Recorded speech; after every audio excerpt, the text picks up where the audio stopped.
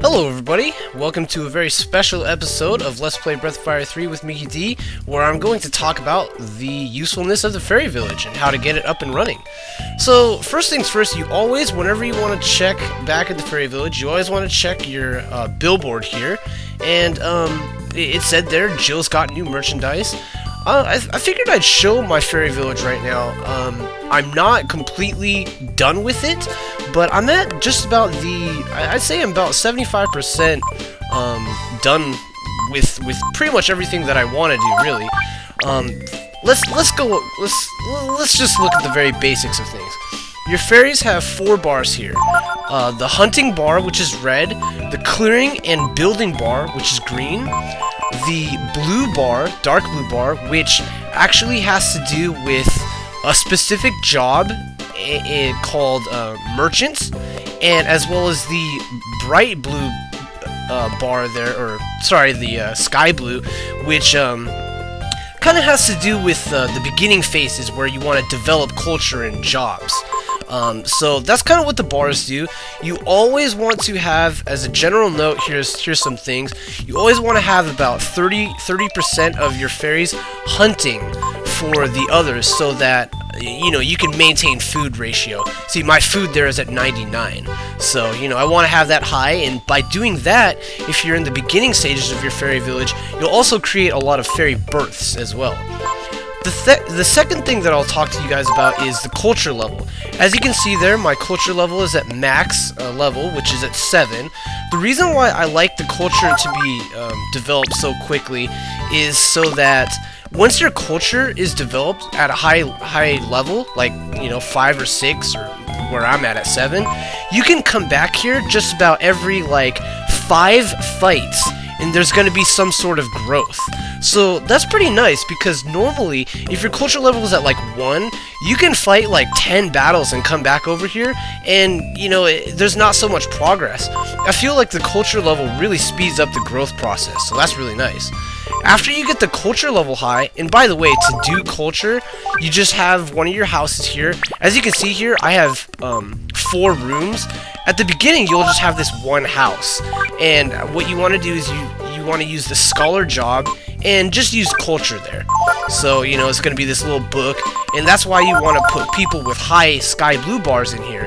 And I would suggest putting about 2 or 3 people in here in the beginning to get your culture level up. So that's one thing I would really advise you guys to focus on in the very beginning stages of your fairy village. After you get your culture level up really high, you're going to be able to start working on jobs, finding new jobs. So to do that, you want to go scholar job, and once again, take these people with sky blue bars and put them in there. I'd say 3 is good, and after you do that, because your culture level is so high, just come back every 5 battles. 5 to 6 battles is all it really takes. Every time you do that, they're going to come up with new jobs. As you can see here, I have all the jobs here. I have a merchant, an inn, gift, fortune, explorer, all this stuff, man. So, when you're a scholar trying to figure out jobs, because your culture level is so high, you're going to figure out those jobs really quickly. And in a later episode, later on in this episode, I'll be going through all these jobs and their specific, how they interact with you as a part, as the game player, and, what you can do out of them. The most useful jobs that I'll tell you guys, in my opinion, is merchants, weapons, ability. You can choose what type of merchant you want, based on, you can have a handyman, which does speed and ability, items, speed and ability, or weapons, speed and ability. Personally, I believe that the best decision is weapons ability. You can get some amazing items out this merchant really early on in the game, so I definitely suggest you do that. An inn is pretty much standard. You don't gotta pay for an inn, so that's nice. The gift is, man, this is my personal favorite job. Fortune, I haven't really found much use for. It's just kind of for fun.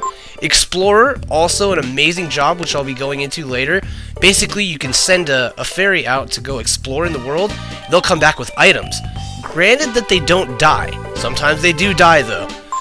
And you also got antiques here, and you can sell them unusual items for a lot more higher a sale price than with shops. Music, you can just, get the basic music tunes in the game. Casino, it's kind of useless, really. I mean, you just play little mini games every once in a while. And copy, the last job you get is that you have somebody here that basically you want to have them with a high blue bar, and you literally give them an item to copy it. So it only takes about like 20 battles or so. You give them a really strong item, say like ivory dice or something like that. And then they copy it, and with any luck, they'll make a successful copy of it. However, it is kind of based on luck. Sometimes they will actually not be able to copy it, and at worst case scenario, they'll actually destroy the current item that you gave them to copy. So always make a save before you go back in here and think that they actually made a successful copy or not. You don't want to burn your items.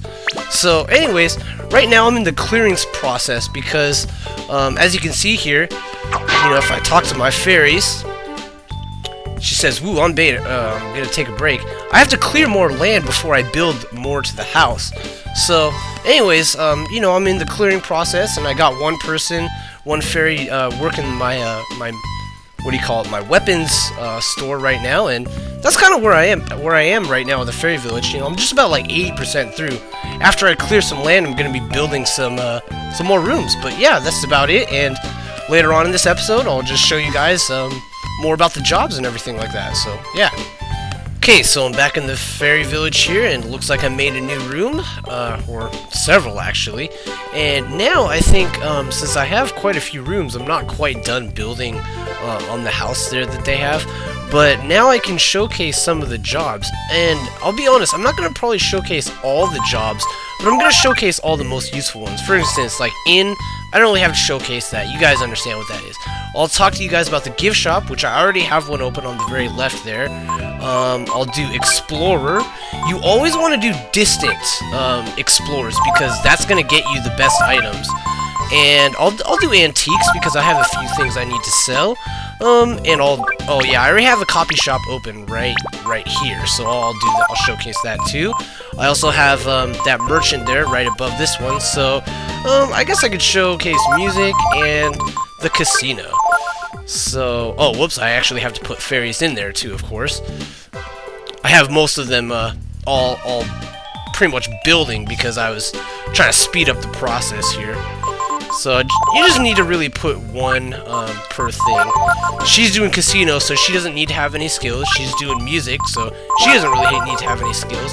However, when you antiques is just selling, so you don't need any skill for that. But when you do Explorer, make sure that the person you explore with has a good red bar. That's really, really essential. And so, that's why I took POW there out and did that. The same also goes with someone who is copying, I believe. You want a really, really high sky blue bar. Let me see. Oh, so 0 would be good for this. Yeah, so it increases the chances of actually, making the the copy successful.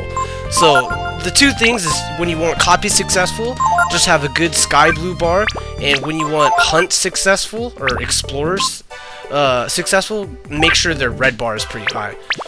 So let's go into the house here and check things out. First thing I'll showcase is the weapon shop.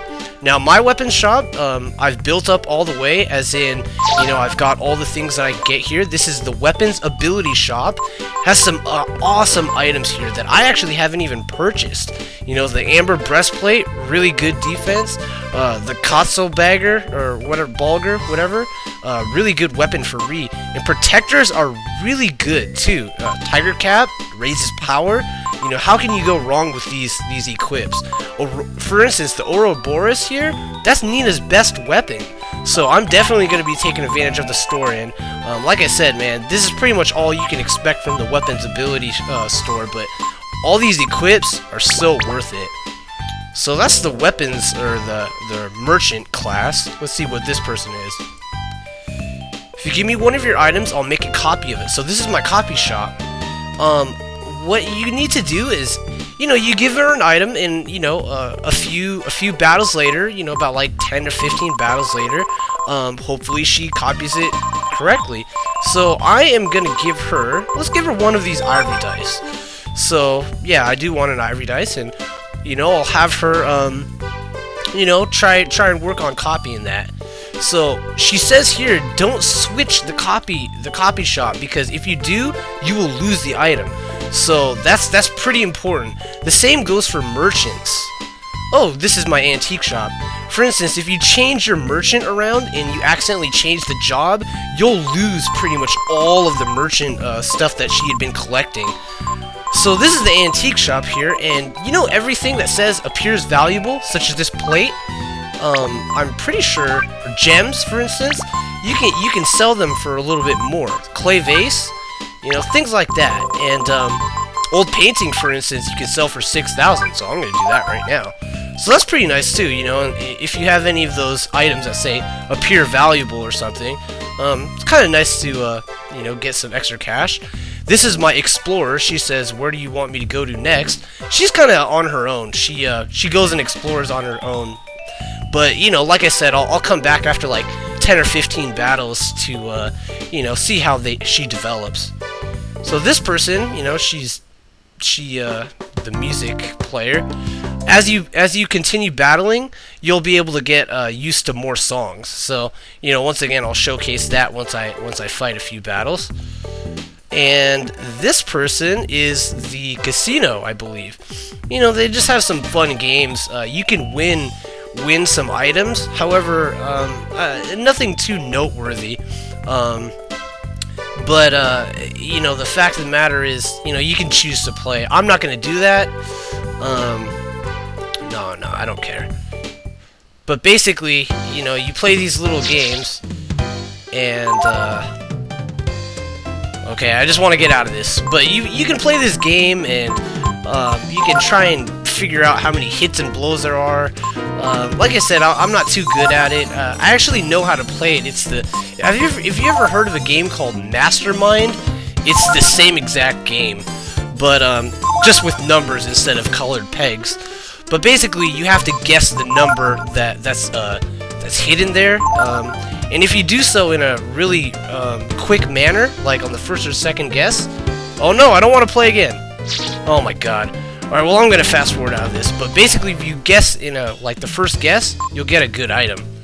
But yeah, the last place I want to show you guys is the gift shop, so I'm just going to get out of this and meet you over at the gift shop. Okay, so we're here at my gift shop, and this is my favorite job class.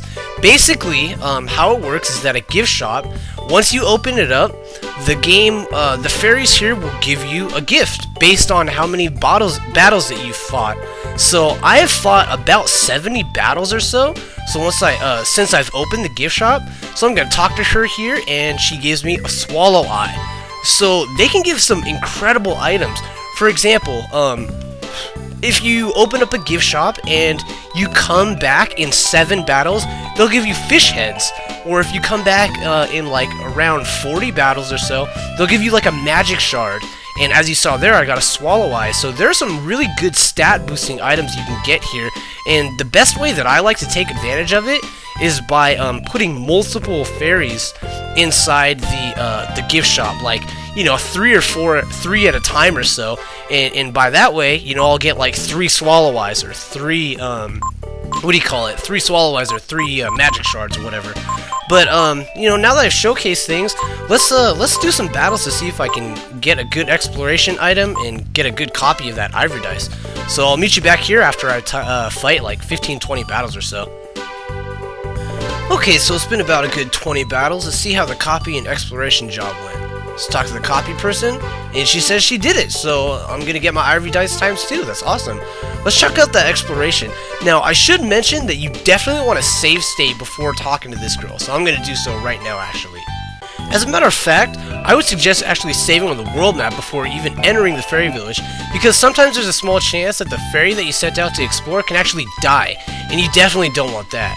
You can get some really strong items and equipment here, so if you don't like what you get, just load state like I'm doing here. The Ivory Charm and the Spirit Ring are my favorite. But yeah, that's pretty much going to do it for the Faerie Village, so thanks a lot for watching, and I hope you guys found it interesting.